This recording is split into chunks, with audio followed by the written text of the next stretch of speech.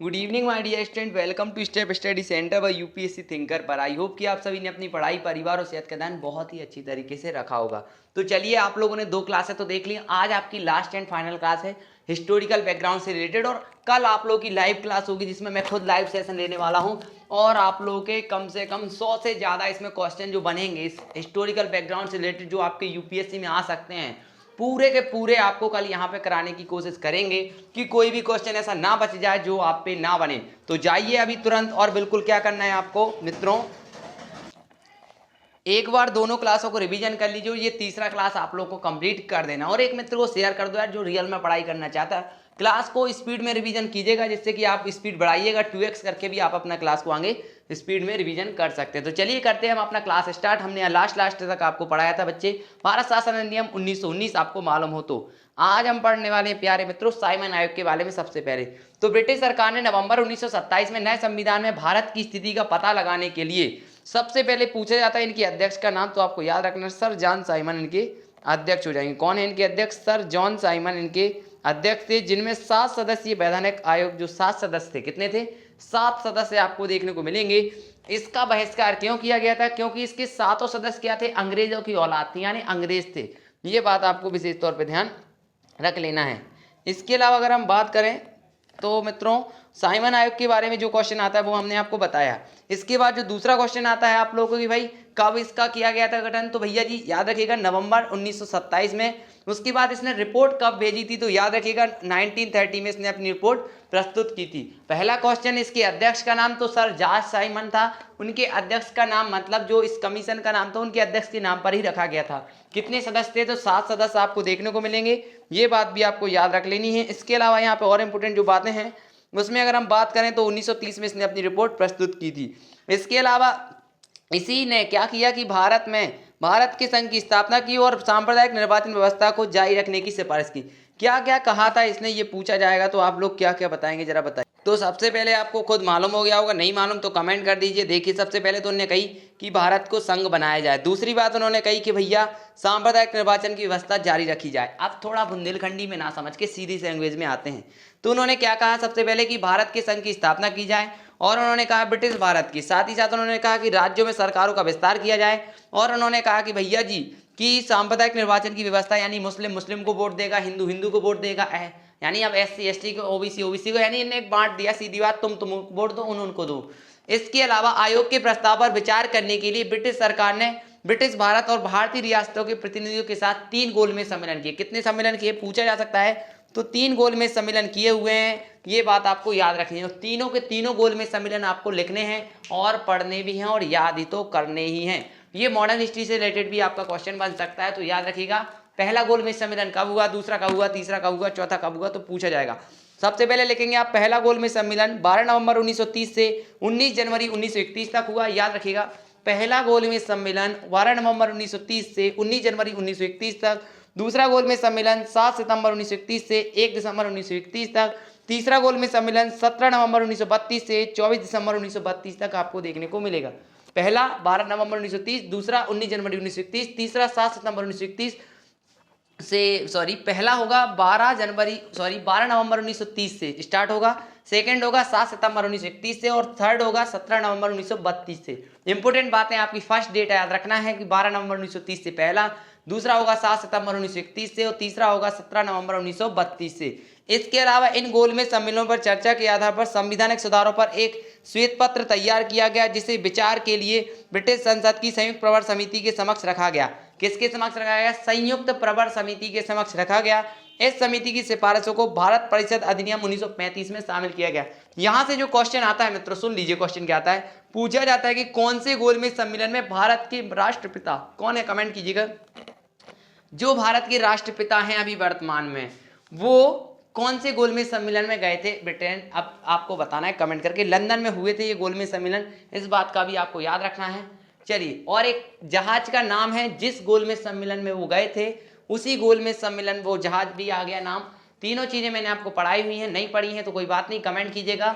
अगर नहीं मालूम होगा तो हम नेक्स्ट क्लास में हम आपको जरूर बताएंगे। तो याद रखिएगा जहाज का नाम, और साथ ही साथ याद रखिएगा बहुत अच्छा जहाज है, और कौन सा इन 3 में से कौन से सम्मेलन में महात्मा गांधी जी, अरे यार मैं ही नहीं बता दी, कोई बात नहीं, राष्ट्रपिता महात्मा गांधी जी कौन से गोद में सम्मेलन में गए थे, याद रखिएगा। ठीक, इसके बाद सांप्रदायिक अवार्ड, सबसे बहुत इंपॉर्टेंट क्वेश्चन यहाँ से बनता है कि उस समय जब सांप्रदायिक अवार्ड हुआ या फिर सांप्रदायिक अवार्ड किस प्रधानमंत्री या ब्रिटेन के कौन से प्रधानमंत्री ने इसको लॉन्च किया, तो ब्रिटेन प्रधानमंत्री या ब्रिटिश प्रधानमंत्री रैमजे मैकडोनाल्ड। मैं कहता हूं कि आप जितनी बार पढ़ेंगे उतनी अच्छी लैंग्वेज आपकी सुधरती जाएगी और आप इसको बोलने का नजरिया, पढ़ने का नजरिया आपका अपने आप सही सही आ जाएगा।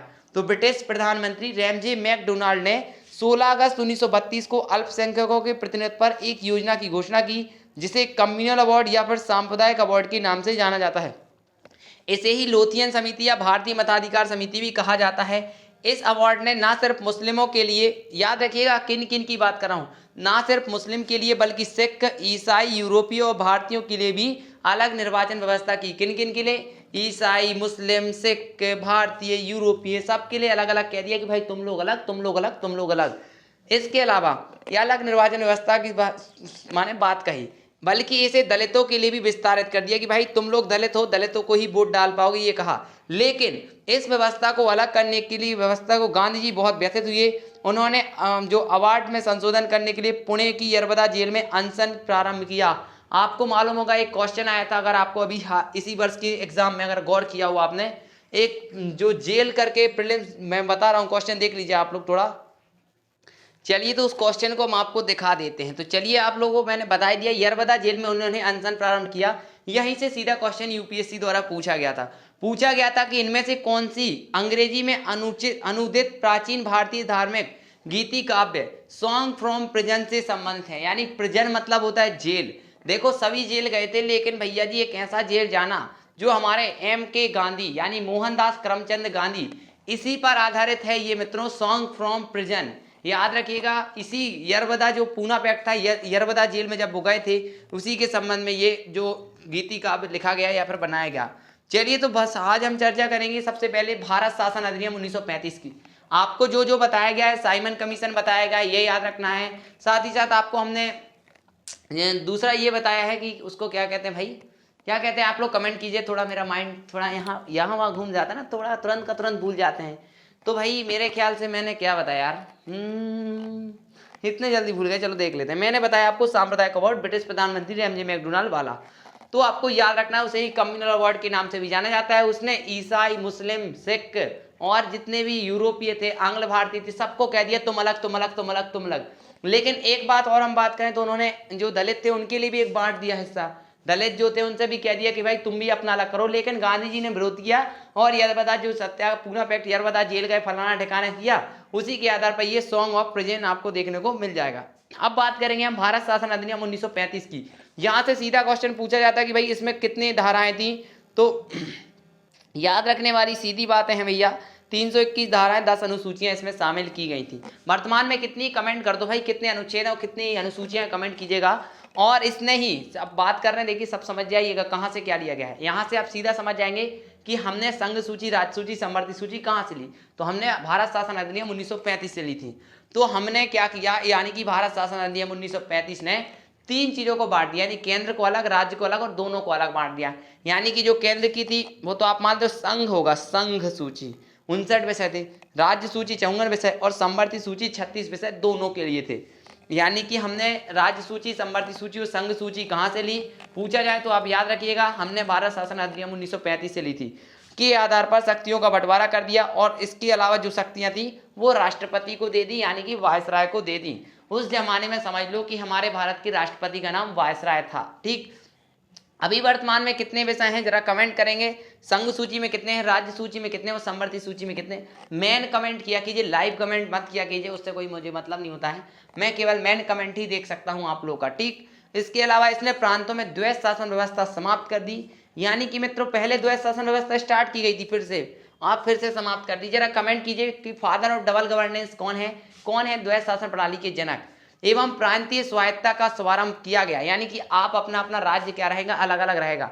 और माध्यम से राज्यों में उत्तरदायी सरकार की स्थापना हुई, यानी कि गवर्नर को राज्य विधान परिषद के लिए उत्तरदायी माना गया। क्या, गवर्नर को राज्य विधान परिषद के लिए उत्तरदायी माना गया, ये बात यहाँ पे कही गई है। इसके अलावा अगर हम बात करें तो इसने 1937 में यह व्यवस्था शुरू हुई, लेकिन भाई बहुत जल्दी ही इसको समाप्त करना पड़ा, क्योंकि जैसे कोई भी चीज़ है, क्योंकि देखिए जैसे कि मुझे परेशानी हो रही, तो देखो अभी जब तक मैं एडजस्ट कर पा रहा हूँ तो ठीक है, अगर नहीं कर पाऊंगा तो देखो मुझे भी सब बंद करना पड़ेगा, और अगर आप लोग मेरी मदद करेंगे तो मुझे बंद करने की ज़रूरत नहीं आएगी, क्योंकि देखिए आप समझ पा रहे होंगे मैं कुछ कहना नहीं चाह रहा हूँ। थोड़े दिन बाद हम आपको बताएंगे क्या आप मदद कर सकते हैं, जो भी आपको लगता है कि हमारी मदद कर सकते हैं तो बहुत अच्छी बात है। ठीक, तीसरा होगा इसने केंद्र में द्वैध शासन प्रणाली शुभारंभ की। इसने क्या किया मित्रों कि केंद्र में द्वैध शासन प्रणाली प्रारंभ कर दी, यानी कि दो दो जगह से आप शासन करते थे। फादर ऑफ डबल गवर्नेंस कौन है, जरा कमेंट कीजिएगा। इसने राज्य में 11 राज्यों में से 6 में द्विसदनीय व्यवस्था प्रारंभ की। द्विसदन मतलब विधानसभा और विधान परिषद का स्टार्ट किया। कौन कौन से वो राज्य थे, तो बंगाल, बंबई, मद्रास, बिहार, संयुक्त प्रांत और असम। संयुक्त प्रांत का वर्तमान में नाम क्या है, जरा कमेंट कीजिएगा। मद्रास का वर्तमान में नाम क्या है, जरा कमेंट कीजिएगा। मुंबई का वर्तमान में नाम क्या है, कमेंट कीजिएगा। इसके अलावा विधानसभा और विधान परिषद स्थापना की गई इन 6 जगहों पर। कहाँ, बंगाल, मुंबई, मद्रास, बिहार, संयुक्त प्रांत और असम में। जरा कमेंट करके नाम बताइए भाई, सबसे पहला ऐसा कौन सा राज्य था जिसका नाम बदला गया, और उसका कब बदला गया, और उसका नया नाम क्या है, वर्तमान में क्या नाम है, जल्दी से बताइएगा। इसने दलित जातियों, महिला और मजदूर वर्ग के लिए अलग निर्वाचन व्यवस्था का प्रारंभ किया, यानी कि तकरीबन 10% जनता को वोट देने का अधिकार मिल गया। यानी कि भारत में अगर 1 लाख लोग हैं तो 10,000 लोग वोट डाल सकते थे। जरा कमेंट कीजिए कौन से अधिनियम के द्वारा भारत की जनता को वोट डालने का अधिकार दिया गया, और कितने आधार पर वोट डालने का अधिकार दिया गया था, कि कैसे कैसे आपको, अगर आप इस ये करते हैं, आप ये किए हुए हैं, तो आपको वोट डाल पाएंगे भारत में, अन्यथा नहीं डाल पाएंगे। इसके अलावा जो मताधिकार का विस्तार किया गया और 10% लोगों को वोट डालने का अधिकार दिया गया। इसके अंतर्गत देश की मुद्रा और साख का नियंत्रण के लिए भारतीय रिजर्व बैंक का स्थापना किया गया। जरा कमेंट कीजिए कब स्थापना की गई थी, और इसका राष्ट्रीयकरण कब किया गया था, कमेंट करना है आपको। 1937 में 1937 में संघीय न्यायालय की स्थापना की गई, और इसने केंद्र के अलावा, किसने, भारत शासन अधिनियम 1935 ने केंद्र के अलावा राज्यों के लिए भी अलग से लोक सेवा आयोग के गठन करने की बात कही थी। यानी कि मुख्य बातें आपको मैंने बता दी। पहली बात तो आपको मुख्य तौर से यही याद रखना है कि हमने संघ सूची, समवर्ती सूची और राज्य सूची कहाँ से ली गई है, भारत शासन अधिनियम 1935 से। दूसरी बात आपको यही याद रखनी है कि संघीय न्यायालय कहाँ से लिया गया, तो भारत शासन अधिनियम 1935 से। और तीसरी बात याद रखिएगा आपकी, जो राज्य लोक सेवा आयोग कहाँ से लिया गया है, तो वो भी भारत शासन अधिनियम 1935 से। ये सिंपल सी बातें हैं। और इसने क्या किया, द्वैध शासन प्रणाली राज्यों में समाप्त कर दी, लेकिन केंद्र में ये प्रणाली जारी रही, याद रखिएगा, ठीक ना। और इसने 11 राज्यों में से 6 में, कहाँ, बंगाल, बंबई, मद्रास, बिहार, संयुक्त प्रांत और असम में क्या कर दिया भाई, क्या कर दिया, कह दिया भाई तुम्हारा विधानसभा भी रहेगा और विधान परिषद भी बनी रहेगी। अब बात करेंगे हम भारत शासन अधिनियम 1947 की। बहुत इंपॉर्टेंट क्वेश्चन है, सीधे सीधे आपको क्वेश्चन आते हैं, और हम आपको बता दें मेंस के पर्सपेक्टिव से भी हम आपको पढ़ा रहे हैं। भूलना बिल्कुल नहीं है कि भाई भूल जाएं, मेंस प्लस प्रीलिम्स दोनों के पर्सपेक्टिव से पढ़ाते हैं, चाहे ये पढ़ाएं चाहे हम आर्ट एंड कल्चर पढ़ाएं। और अगर आप हमारी मदद कर देते तो आपके सब सब्जेक्ट भी स्टार्ट हो सकते हैं। क्या, देखिए मित्रों, मैंने बताया ना, मेरा मोटिवेशन बना रहना चाहिए। मेरा मोटिवेशन, अगर आप लोग थोड़ी भी मदद करेंगे तो मेरा मोटिवेशन हमेशा बना रहेगा, और मैं आपको पढ़ाने के लिए थोड़ा अपनी अंदर से फीलिंग, देखिए अभी आप समझ रहे होंगे, देखिए मैं नहीं कहता, लेकिन एक थोड़ी परेशानी हो गई जिस कारण से मुझे कहना पड़ रहा है। अब बात करेंगे हम भारतीय स्वतंत्रता अधिनियम 1947 के बारे में।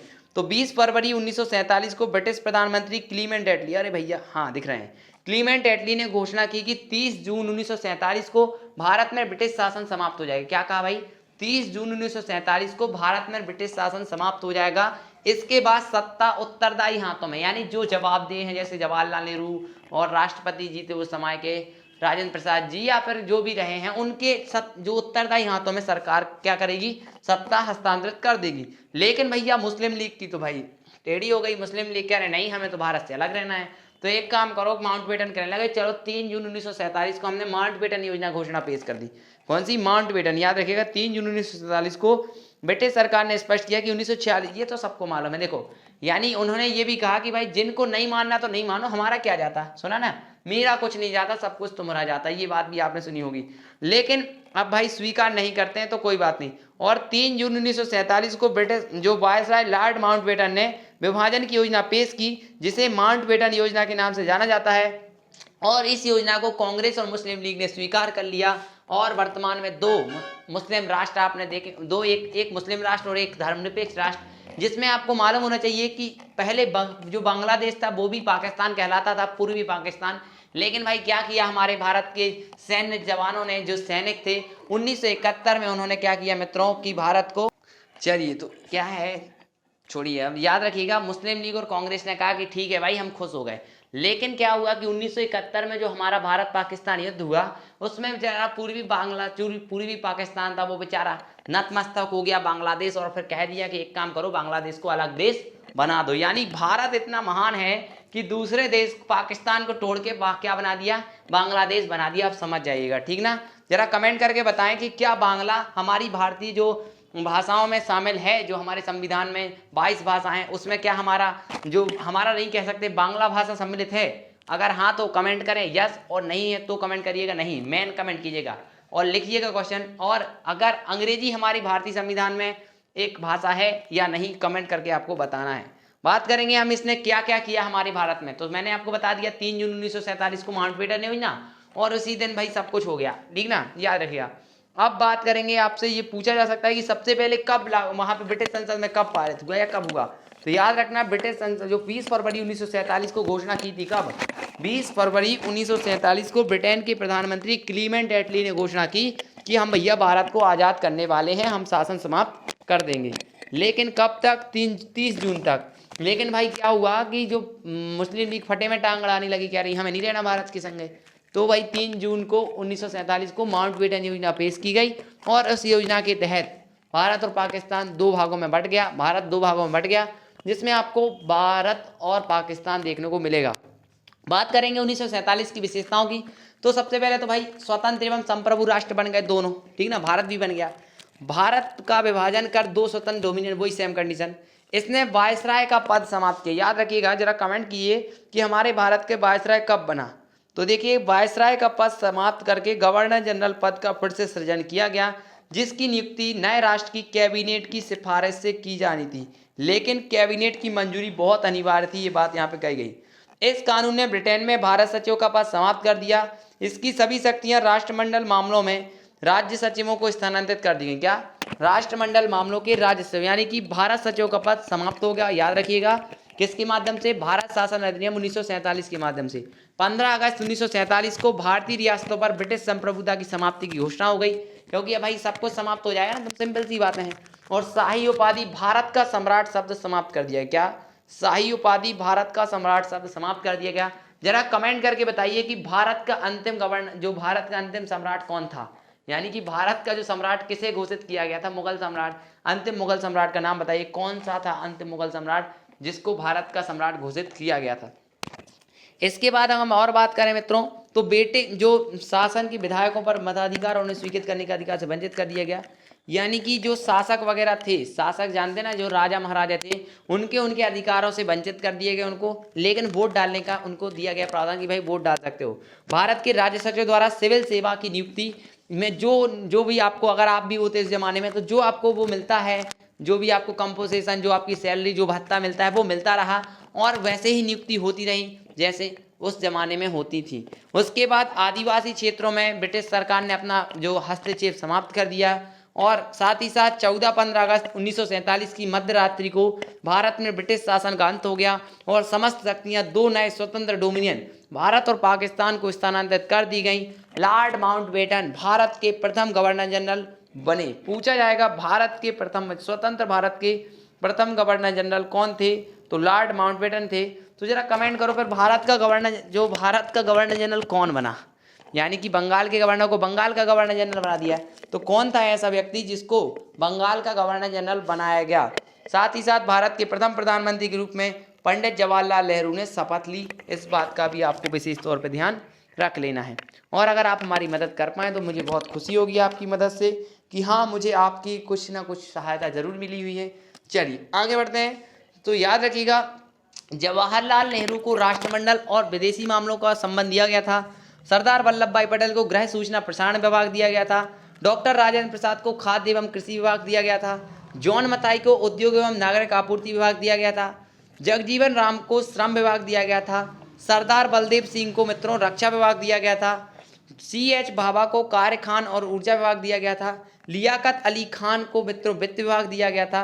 अब्दुल रब निस्तार को डाक एवं वायु विभाग दिया गया था। आसफ अली को रेलवे एवं परिवहन विभाग, सी राजगोपालाचारी को शिक्षा एवं कला विभाग, आई चुंदरीगर को जो मित्रों वाणिज्य विभाग, गजफ्फर अली खान को स्वास्थ्य विभाग, जोगेंद्र नाथ मंडल को विधि विभाग दिया गया था। ये बात आपको याद रख लेनी है, कौन को कौन सा विभाग दिया गया ये विशेष तौर पर याद रखिएगा।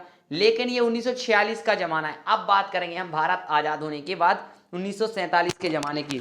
तो सबसे पहले प्रधानमंत्री जी पंडित जवाहरलाल नेहरू, गृह मंत्री कौन थे मित्रों, सरदार वल्लभ भाई पटेल, वाइस प्रेसिडेंट भी वही रहे हमारे भारत के 1950 तक, और जवाहरलाल नेहरू जो हैं वो राष्ट्रमंडल एवं विदेशी वैज्ञानिक शोध वही सेम कंडीशन। राजेंद्र प्रसाद की बात करें तो मित्रों उनको खाद्य एवं कृषि मंत्री बनाया गया। लेकिन 1950 में जब वो राष्ट्रपति बन गए, याद रखिएगा, जब वो राष्ट्रपति बन गए तो जयराम दास दौलत राम को क्या बनाया गया, खाद्य एवं कृषि मंत्री बनाया गया। सरदार वल्लभ भाई पटेल को गृह, सूचना एवं प्रसारण और राज्यों के मामले में मंत्रालय दिया गया। डॉक्टर जॉन मथाई को रेलवे एवं परिवहन मंत्री बनाया गया। आर के षणमुगम शेट्टी को वित्त विभाग बनाया गया, याद रखिएगा, ये हमारे भारत के प्रथम वित्त मंत्री थे R K Shanmugam Shetty. Doctor B R Ambedkar को विधि विभाग बनाया गया। लेकिन 1951 में उन्होंने क्या किया, इस्तीफा दे दिया और अलग से पार्टी में चुनाव लड़े। जगजीवन राम की बात करें तो उनको श्रम विभाग दिया गया। राजकुमारी अमृता कौर को स्वास्थ्य विभाग दिया गया। सी एच भाभा को मित्रों वाणिज्य विभाग दिया गया। रफी अहमद किदवई को संचार विभाग दिया गया। श्यामा प्रसाद मुखर्जी को मित्रों हम बता दें उद्योग एवं आपूर्ति विभाग दिया गया। इसके बाद डॉक्टर श्यामा प्रसाद मुखर्जी को उद्योग एवं आपूर्ति विभाग और वी एन गॉडगिल को कारखाने एवं ऊर्जा विभाग दिया गया। तो इन विभागों को याद रखना है और किसको कौन सा विभाग दिया गया याद रखिएगा, क्योंकि कल के पेपर में आ सकते हैं, इंपॉर्टेंट है, ध्यान रखिएगा। कल के पेपर में आए, कहीं के पेपर में आए, तुम पे तो बनना चाहिए, माने बनना चाहिए। तो भैया बहुत बहुत धन्यवाद, आपने हमारी क्लास ली, इसके लिए बहुत बहुत धन्यवाद। और अगर आप हमारी मदद कर सकें तो बहुत खुशी होगी। देखिए मित्रों, मदद करना कोई बुरी बात नहीं होती है, अगर आप सक्षम हैं तो जरूर कीजिएगा। वो अलग बात है, देखो मित्रों, सक्षम नहीं है जो विद्यार्थी तो वो नहीं करे तो उससे कोई वो नहीं होगा। लेकिन अगर आप सक्षम हैं थोड़ा बहुत तो हमें आप कर सकते हैं मदद। आप अगर मदद करेंगे तो हम क्या होंगे मित्रों, और आगे बढ़ेंगे और हम आपको और अच्छी चीज़ों से क्या करा पाएंगे, इंट्रोड्यूस करा पाएंगे, आपको पढ़ाने का तरीका बदल पाएंगे और बहुत सारी चीज़ों में हम परिवर्तन कर पाएंगे। तो मिलते हैं हम आपको नेक्स्ट क्लास में, तब तक के लिए जय हिंद। आप अपनी पढ़ाई, परिवार और सेहत का ध्यान रखिए। वीडियो को लाइक, चैनल को सब्सक्राइब, बेल आइकन को प्रेस जरूर कीजिएगा। और एक बात याद रखिएगा, ये ज़बरदस्ती नहीं है कि आपको नहीं करना नहीं तो आप लोग छोड़ दें पढ़ना, लेकिन नहीं, पढ़ना नहीं छोड़ना है। देखो, अगर आपकी इच्छा है कि आपको लगता है कि हाँ सर मेहनत करते हैं, आप एक बार क्लास बना के देख लीजिए, आप एक बार एडिटिंग करके देख लीजिए, आपको खुद मालूम पड़ जाएगा कितना टाइम लगता है आप लोगों को पढ़ाने में या फिर आप लोगों को कुछ भी करने में। तो बस मेरी यही दुआ है कि अगर आप थोड़ी मदद कर पाएँ जरूर कीजिएगा और एक उस मित्र की शेयर कर दीजिएगा जो रियल में पढ़ाई करना चाहता है। नमस्कार, थैंक यू, जय हिंद, गुड नाइट।